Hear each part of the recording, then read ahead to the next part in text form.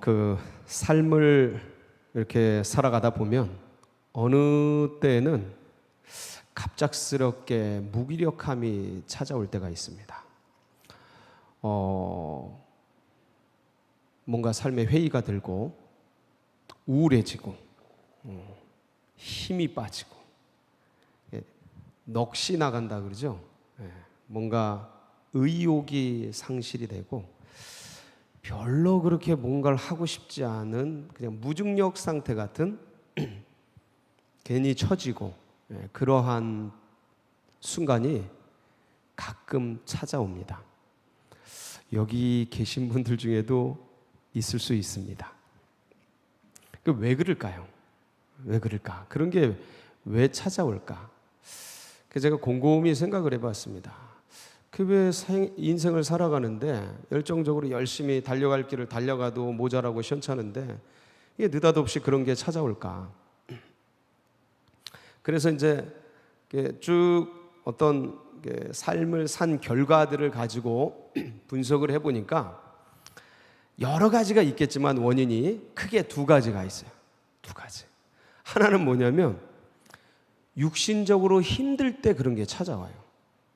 육신적으로 물리적으로 이 몸이 부대끼고 힘들고 그러니까 내가 감당할 수 있는 것보다 너무 힘든 일들을 하거나 육체적으로 지치거나 탈진한다 그러죠. 탈진해버리고 그래버리면 그런 게 찾아옵니다. 내가 뭐 하나, 내가 하는 거 맞나, 이런 게 찾아옵니다. 그렇게 이제 육체적으로 힘든 일 또는 이제 물리적으로 여성들 같은 경우는 40대 말, 50대 초, 중 요때 찾아오는 뭐요? 갱년기. 그런 게 이제 물리적으로 찾아오면 믿는 사람들이건 안 믿는 사람들이건 그런 게 확 찾아와요. 사는 게 뭔가, 내가 여기 왜 있나, 뭐 이런 게 찾아옵니다. 그거는 뭐 해야 돼요? 쉬어야 돼요. 뭐 해야 된다고요? 쉬어야 돼요. 그럼 몸이 탈진한 거예요. 힘든 거예요, 몸이. 그럼 몸이 나 좀 쉬게 해줘라는 사인이에요.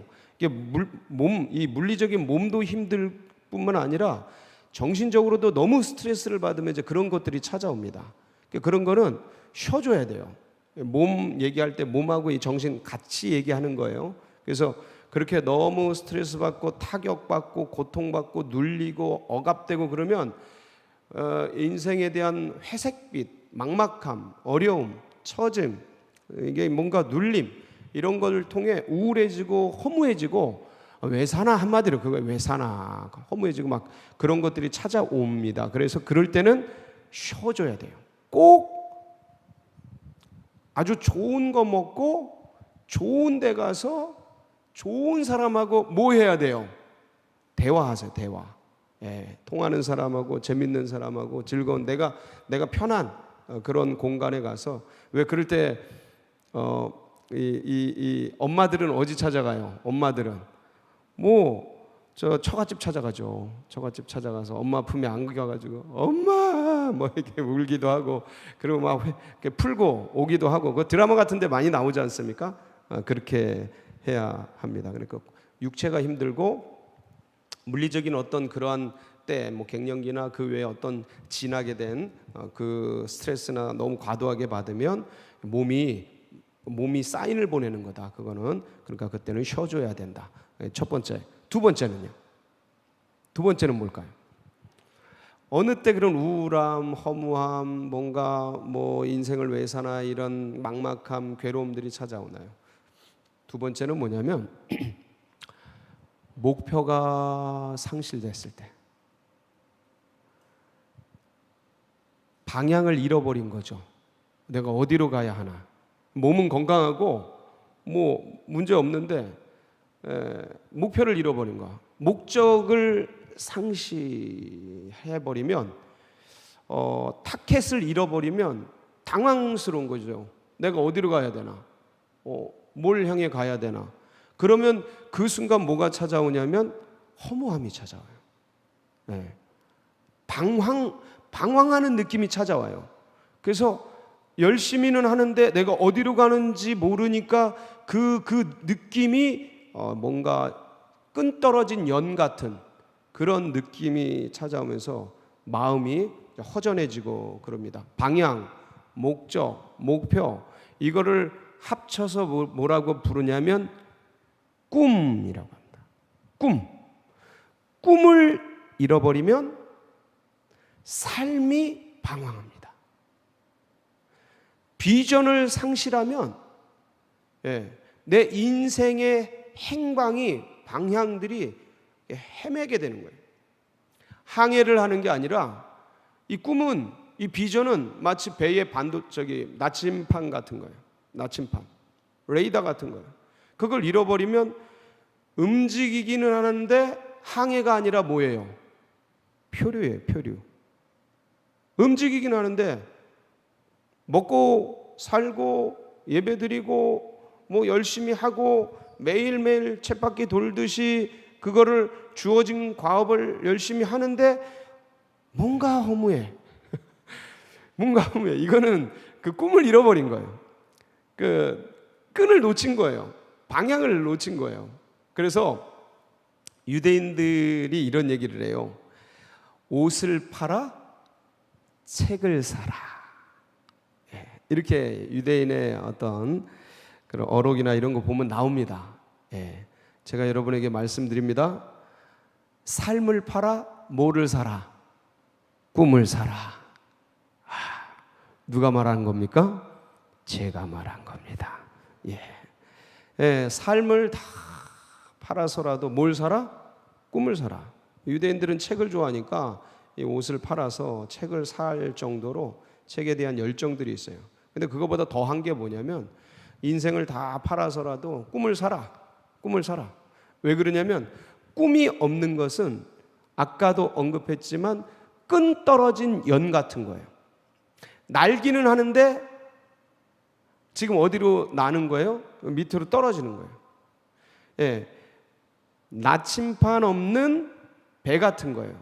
움직이기는 하는데 항해하는 게 아니라 표류하는 거예요. 이 꿈을 잃은 사람들이다. 꿈이 없는 사람들, 비전을 놓친 사람들. 지난주에 요셉의 한계에 대해서 말씀을 드렸어요. 므낫세와 에브라임을 낳잖아요. 7년 풍년 끄트머리쯤에 므낫세와 에브라임을 낳는데 므낫세의 뜻이 뭐라 그랬어요? 하나님께서 내게 내 모든 고난과 내 아버지 집의 일을 잊어버리게 하셨다. 그러니까 므낫세란 뜻이 잊어버림이란 뜻이에요. 망각이란 뜻이에요. 그러니까 7년 풍년 시기의 총리로서 엄청난 명성을 얻었겠죠. 예언이 일단 맞았잖아요. 예언이 맞았잖아요. 그리고 엄청난 풍년이 몰려왔잖아요. 그러니까 그것만도 애굽에서 최고가 된 거예요. 총리의 자리를 이젠 영원히 따는 당상뿐만 아니라 그때 그런 미래 경제 정책을 세울 때만 해도 유능한 인재로서 이런 걸 대비할 수 있는 참 좋은 인재구나 라고 짐작을 하는 거지 실제는 아니잖아요. 진짜 그게 말대로 7년 흉년이 오고 풍년이 오고 7년 흉년이 올지 어떻게 알아요? 아직 삶이 안 와봤는데 미래라는 게 살아내 봐야 오는 거지. 근데 7년 지났는데 진짜야. 그러니까 바로로서는 완전 대박인 거죠. 자기 나라 그냥 세계 최강이 된 거니까. 그때는 쌀 있으면 세계 최강이에요. 쌀 따먹기 전쟁을 하던 때가 메소포타미아 시대였으니까 그때 그 고대 중근동을 중심으로 나일강과 메소포타미아 문명과 이집트 문명 사이에 있었던 이 쌀 곡창지대, 비옥한 초승달지대 이거 놓고 세계 대전이 치러지는 그런 때였으니까 쌀 많으면 세계 최강인데 이 7년 풍년 동안 어마무시한 곡식들을 쌓아놨으니 바로는 너무너무 행복한 거죠. 그리고 그만큼 누구를 총애해요? 요셉을 총애하는 거죠. 그러니까 요셉의 인기는 하늘을 찔러. 그러니까 바로에게 무슨 말만 하면 뭐라 그래요? 네가 알아서 해. 네가 알아서 해. 인장 반지 줬잖아. 네가 알아서 해. 나 이름 빼고, 바로라는 이름 빼고 네가 다 하는 거야. 이런 실정이니까. 자, 그때 므낫세라는 이름을 볼 때, 그리고 오늘 이제 9절에 보면 요셉이 꿈을 생각하거든요. 그러니까 므낫세 꾼 꿈을 이제 흉년 때 형님들이 찾아와서 엎드려 절하는 걸 보고 꿈을 생각해. 그러면 그 전까지 뭐 했던 거예요? 꿈을 잃어버리고 있었던 거죠. 명확하죠. 그러니까 만약에 요셉이 꿈을 꾸고 있었다면, 그러니까 잊어버리는 게 아니고 집안일을 잊어버리고 내 고난을 잊어버리고 망각하는 게 아니고 그 모든 고난이 나를 이렇게 만든, 나중에 깨닫는데 그거를 이렇게 만든 하나님의 놀라운 섭리고, 그래서 나는 이제 이렇게 풍년이 오고 애굽의 총리가 됐으니까 빨리 가서 누구를 모시고 와야 돼요? 부모님 모시고 와야죠. 다 모시고 와가지고 그분들 잘 이렇게 섬겨드리고 그래야 되는데, 지금은 뭐냐면 가슴에 박힌 한, 형님들이 나를 죽이려고 하고 형님들이 나를 노예로 팔아버린, 이게 뭔지 어떤 의미인지 아직 모르는 거예요. 그러니까 이 가슴에 박힌 한을 뭐 하는 정도예요? 잊어버리는 정도. 7년 풍년 잘 돼서 총리 되고 7년 풍년 돼서 남들이 인정해주고 왕도 인정해주고, 그러니까 내 마음의 아픔과 상처도 퉁치고 잊어버리는 정도, 이게 요셉의 한계였다. 그러니까 이 한계선상에서는 분명히 므낫세, 에브라임 다 하나님이 내게 내 모든 고난을 잊어버리게 하고 내 아버지 집 일을 잊어버리게 했다라는 거예요. 하나님이 내게, 그러니까 하나님을 잊은 게 아니고 하나님이 주신 지혜, 하나님이 주신 그런 것들을 통해서 열심히 일하고 생활하고 총리로서, 애굽의 총리로서 열심히 일하고 했는데, 애굽의 총리로서는 열심히 일했지만 하나님의 총리로서 뭐를 해야 될지에 대한 그 꿈을 아직 모르니까 이게 그냥 열심히는 한단 말이에요.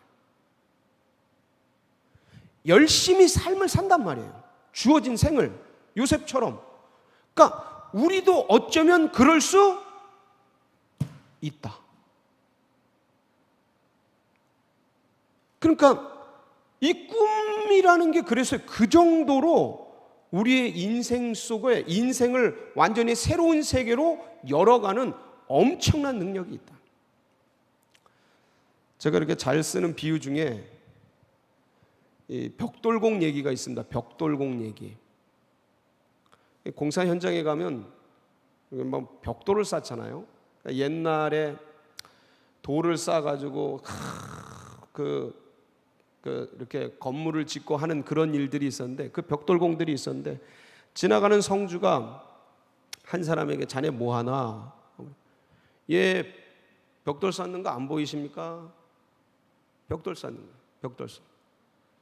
아, 그렇구만. 열심히 일하게.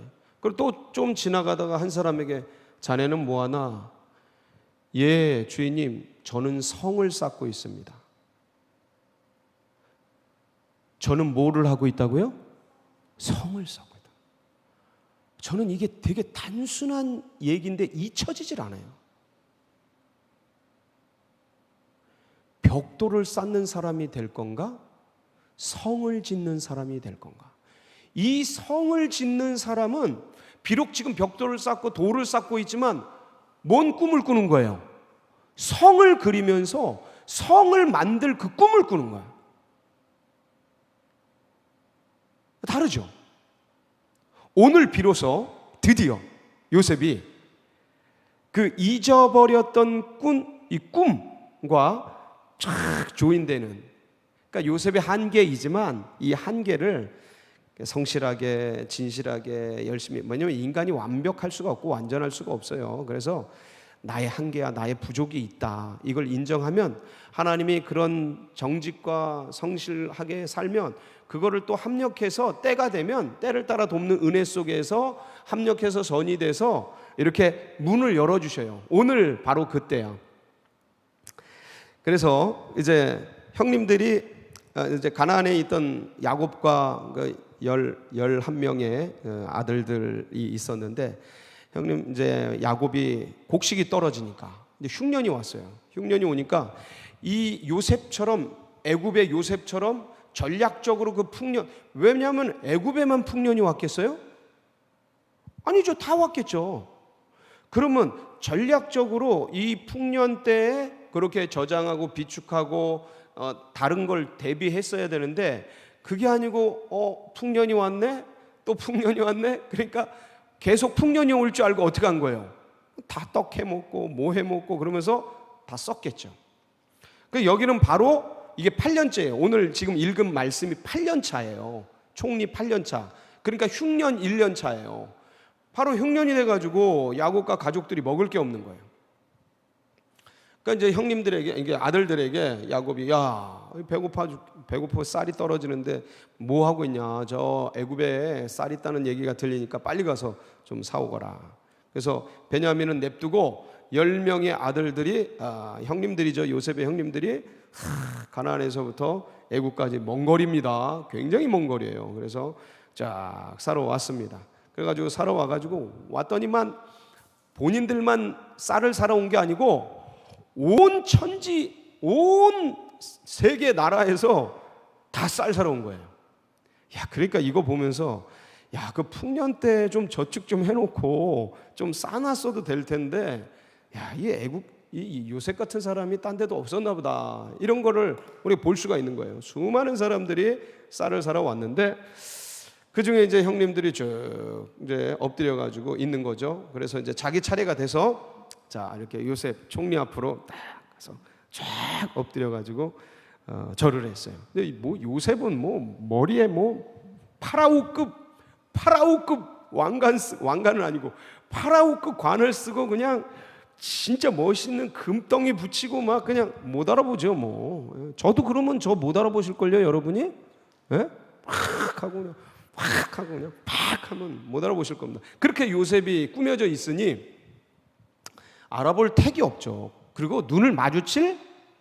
그럴 수가 없죠. 그 분위기와 그 어마무시한 그 어떤 그 여러 가지 절차와 그 예의와 막 그 왕궁의 법도와 막 이런 거 속에 주눅 들어가지고 어디 그 가나안 촌놈들, 아이고 그거 와가지고 시골에서 와가지고 그 애굽의 그 휘황찬란한 것에 들어가서 어디 기나 폈겠어요? 그냥 이렇게 엎드려 있었겠지. 그리고 이제 총리 앞이라니까 딱 가가지고 그냥 땅이 꺼져라 절을 했겠죠. 그리고 쫙 일어나서 보니까 누구예요? 형님들. 그래서 이제 9절을 보면, 오늘 말씀 9절이 핵심입니다. 9절 같이 한번 읽어볼까요? 시작. 요셉이 그들에게 대하여 꾼 꿈을 생각. 자, 여기까지. 요셉이 그들에게 대한 꿈을 생각했다 그랬어요. 그들에게 대한 꾼 꿈이 뭐예요? 예, 창세기 37장에 보면 요셉이 17살 때 얘기가 나옵니다. 그 철없을 때 마마보이, 아버지 스라 밑에서 마마보이 하면서 형님들 고자질하고 뭔 일 있으면 가서 막 일러 바치고 그런 줄도 모르고 아버지가 좋아하니까 막 했던 그 시절. 예? 형님들은 저 나쁜 놈, 고춧가루 같은 놈, 저놈 저거 막 일을 부득부득 가는데 그것도 모르고 눈치도 없어 하여간 애들이 그때에 꿨던 꿈이 있어요. 처음에는 형님들의 곡식단이죠. 열 곡식단이 이 요셉에게 절을 딱 하는 거예요. 자, 보세요. 곡식단 뭐예요? 곡식 때문에. 야, 그러니까 그러니까 요셉의 꿈을 분석해 보면 예언이에요, 예언. 그러니까 소름 끼치는 예언이야. 앞으로 일어날 일. 저는 이게 지난번에 곡식단이 요셉의 단에게 절을 하는 꿈하고 지금 이 곡식 때문에 여기 찾아온 거하고 매칭시키지를 못했는데 그게 딱 깨달아지면서 우와, 이거 예언이었네. 예언. 곡식 문제 때문에, 그러니까 그걸 볏집단으로, 곡식단으로 절을 하게 한 거예요. 와, 주님 되게 디테일하셔요. 약간. 예? 꿈을 꿔도 그렇게 꾸게 만드셔요. 아주 디테일하고, 그러니까 주님은 섬세하세요. 뭘 하나 해도 완벽해.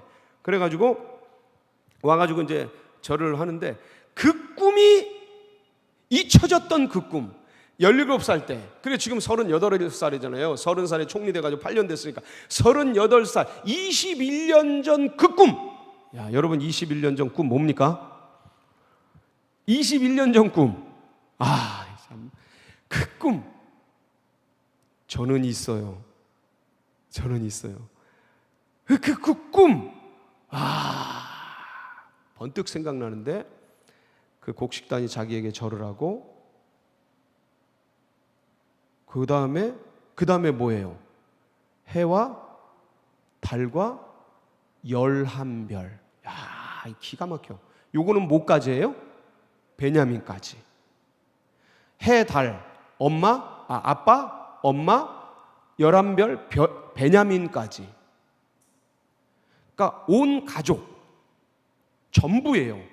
요게 이배굽을 얘기하는 거예요. 이배굽. 이젠 여기서 잡아보세요. 곡식단 10개가 요셉에게 절을 했잖아요. 그럼 똑같이 해와 달과 별이 요셉에게 절을 하는데, 이거는 뭐예요? 그들이 그 가나안에 있는 그들이 어디로 온다는 소리예요?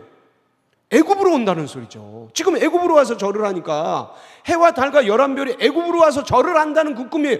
그러니까 이게 하나님의 거대한 경륜 속에서 요셉은 진짜 막말로 말하면 진짜 엄청난 고생을 했지만, 이 요셉을 통해 이스라엘 백성들을 이배굽 시켜가지고 고센 땅에서 애굽을 자궁 삼아 한 민족을 만들어내기 위한 하나님의 거대한 빅 피처, 큰 그림. 이걸 뭐라 그랬어요? 하나님의 섭리, 하나님의 경영이죠. 우주 경영, 인류사를 경영하는 그 노도 물결 같은, 지금 이제 홍수가 나가지고 저 양쯔강 황하 엄청나게 이제 밀려 나오는데, 그 노도 물결 같은 그 하나님의 대경륜이죠.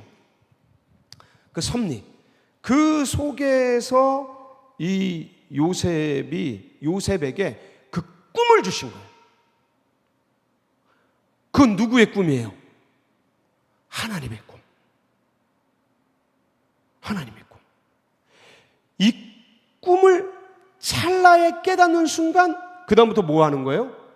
그 다음부터 이 왜 정탐꾼으로 몰아가고, 나중에 시므온 잡아두고, 왜 베냐민 막내 오게 하고, 은잔 시험 통해서 막내 잡으려고 그러고, 이들이 나중에 이산가족 상봉하면서 엉엉 울고, 이런 일들을 다 왜 해요? 나중에 말하죠. 요셉이 형님들에게 감정이 북받쳐서 더 이상 못 참고, 형님들 제가 요셉입니다. 형님들이 팔았던 요셉입니다. 형님들이 팔았다고 원망하지 마시고 두려워하지 마세요. 이것은 다 하나님이 놀라운 지금 이 일들을 이루시려고 나를 먼저 이 땅에 보내신 겁니다. 그러니 두려워하지 마시고 어려워하지 마십시오. 막 그러면서 위로하고 그러잖아요. 그 깨달은 그 경륜을 얘기하잖아요. 그러니까 언제 그걸 깨달은 거예요?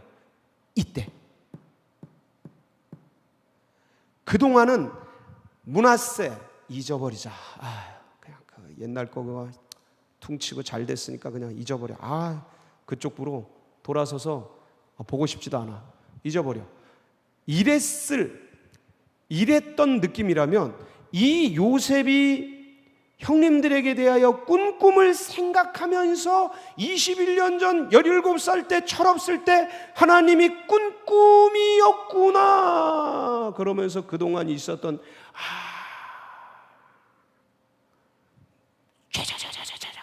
흩어졌던 퍼즐들이 맞춰지는 거예요. 꿈에 연결이 되면서 내 인생이 그때 그 형님들이 나를 죽이려고 했고, 나를 팔았고 보디발의 집에 들어가서 열심히 일했건만 감옥에 쳐들어가고 그래 어느 날 갑자기 총리가 되고 이런 꿈을 또 해석해서 7년 흉년 그리고 흉년 속에서 이렇게 오게 된 21년 파란만장한 지난 21년의 삶의 과정이 누구의 계획이었다? 하나님의 섭리였구나. 이걸 딱 깨달은 거예요. 그러니까 이젠 잊어버리는 정도가 아니고 마음에서 뭐가 되는 거예요? 용서가 되는 거죠. 예? 아버지가 나를 학대하고 어머니가 나를 때리고 집안에서 그래 착착착 옛날에 그 어렸을 때부터 착착착 고생하고 괴롭고 그런데 탁 여기 와서 하나님께 은혜를 딱 받으면 하나님이 나를 쓰려고 하는 그런 사명감에 탁 그 연결이 되면서 지난 날을 쫙 훑어보니까 그 괴로웠던 진짜 아주 그냥 피범벅이 됐던 지난 과거의 삶이 퍼즐처럼 쫙 연결이 되면서 하나님이 나를 나대게 하려고 그런 여러 가지 고난과 연단을 행해 주셨구나 하고 이젠 잊어버리고 지나쳐버리는 게 아니고 그게 이해가 되고 수용이 되고 그게 이젠 하나님의 경륜 속에서 이루어진 놀라운 일들이 돼서 그게 간증이 되고 고백이 되고 내 삶의 훈장이 되는 엄청난 역사가 되는 거죠. 이 꿈, 그러니까 이 꿈이라는 게 놀라운 거예요. 그렇게 끌어가는 거예요, 우리를 끌어가는 거예요. 이제 요셉을 끌어가는 거야. 야, 이제는 요셉이 애굽의 총리가 아니고 이제 누구의 총리예요? 하나님 나라의 총리인 거예요. 이제는 애굽을 위해서 일하지만 이거는 부록인 거야. 이거는 서브예요. 서브. 진짜 메인은 뭐예요? 메인은 하나님의 꿈을 위해, 하나님의 꿈을 이루기 위해 열심히 일하는 거야. 이제부터. 이제 보세요. 이 뒤는 다 어떻게 움직이나. 예? 그 애굽 백성들 내려오게 하려고, 아버지 어머니 형 동생들 내려오게 하려고, 예? 거기에 온 에너지를 다 써요. 밖에 나가서 일하다가도 뛰어들어와가지고 형님들하고 밥 먹고 은잔시험 만들어내고 머리 쓰고. 이게 뭐예요?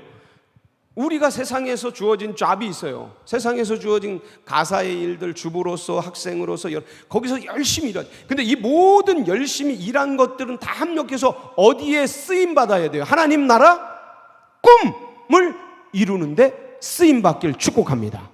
그러니까 우리가 신앙생활하고 믿음의 길을 걸어가고 이 일들을 해나가지만 이 신앙 자체, 믿음의 생활 자체가 내 구원받고 내가 영혼의 안심 임명 받고 요 정도로 멈추면 그건 요셉의 한계 속에 있는 거랑 똑같은 거예요.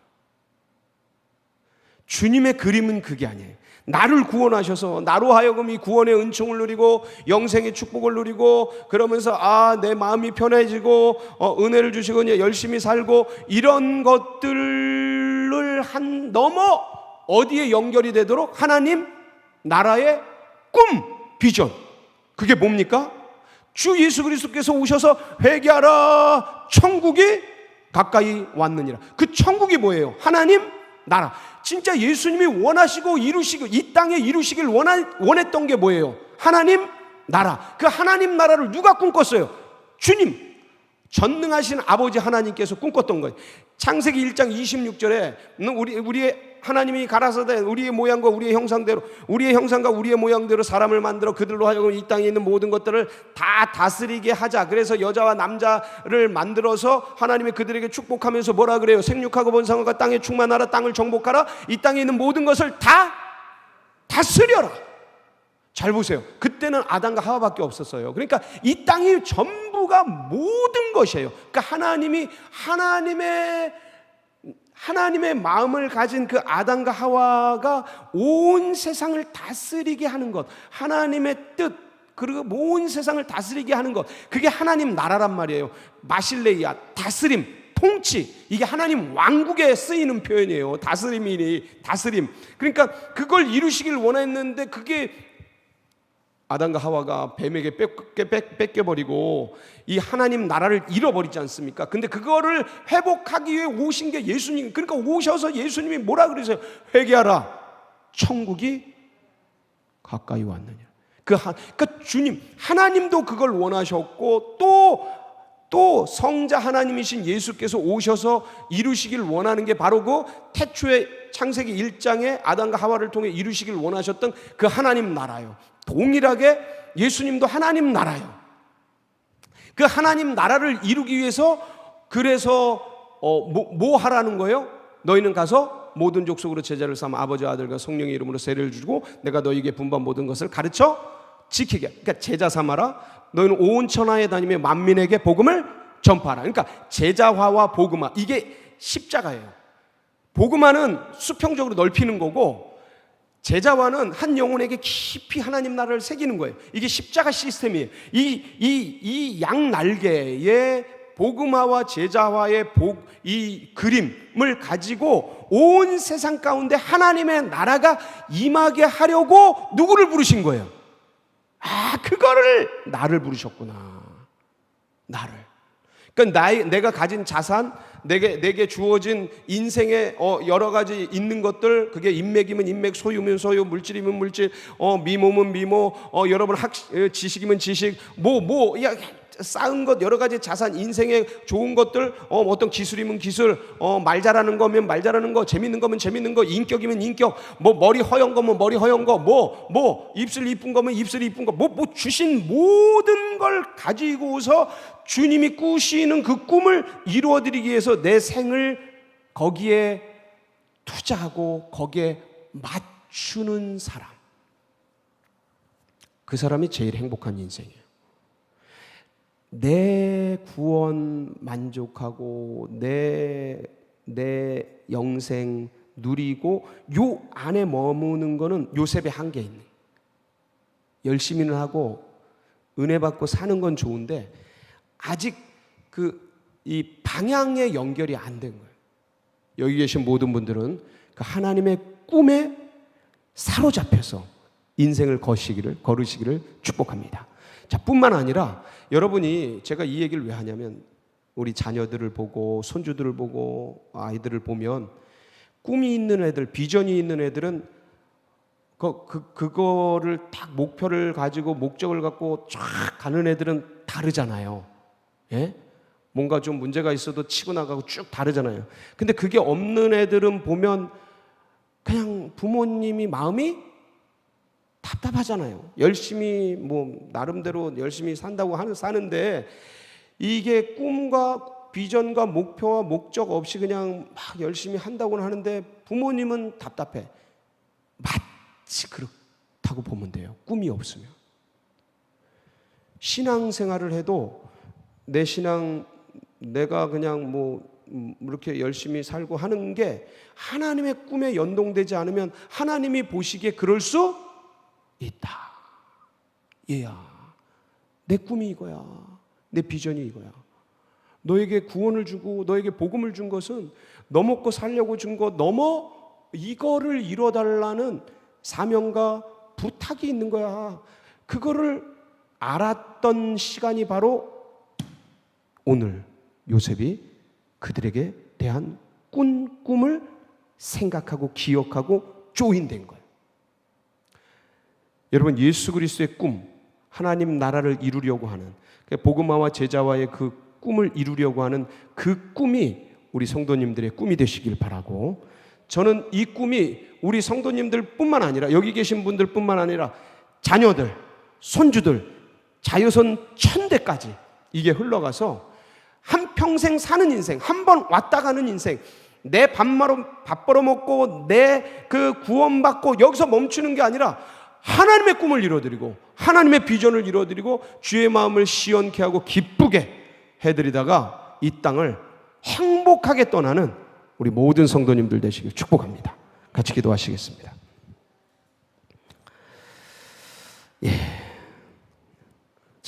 제일 행복한 삶. 요셉은 얼마나 그걸 위해서 또 이렇게 열심히 살다 갔는지 참 행복한 사람이에요. 그래서 우리 이 믿음과 이 은혜와 이 행복이 다음 세대들에게도 흘러가고 새 가족들의 가슴속에 새겨지도록 위해서 기도해 주시고, 또 여러분 우리 이 나라 민족 그리고 서울제일교회 나가는 앞길, 여러분 각자의 기도 제목 붙들고 우리 주여 한번 부르짖고 기도하며 나갑니다. 부르짖습니다. 주여